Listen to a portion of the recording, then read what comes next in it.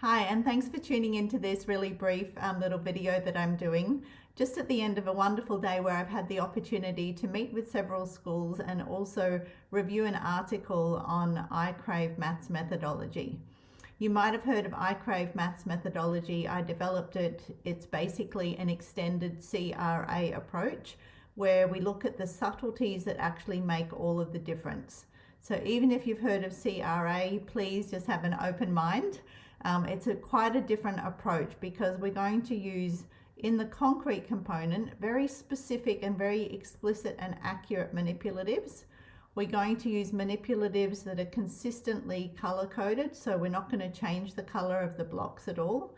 And we're also going to use a consistent model.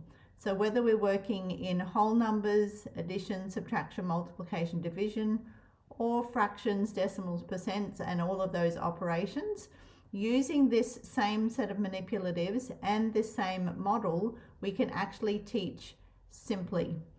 And I just want to bring your attention just to that first piece, the concrete, the representational, and the abstract. I'll talk about those tomorrow, the representational first and then the abstract. But just this key piece, the concrete, we're reducing cognitive load by keeping it consistent.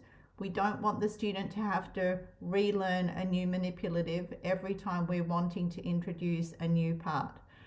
I was reminded when I was speaking at the Spelled conference in New Zealand in April that with literacy, about 7% of a student's learning time is dedicated to teaching language effectively and in a very clear way.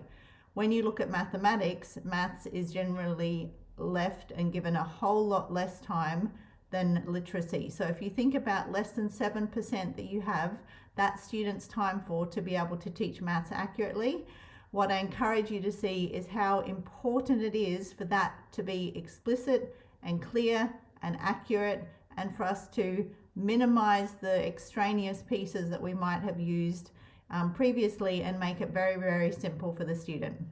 See you tomorrow.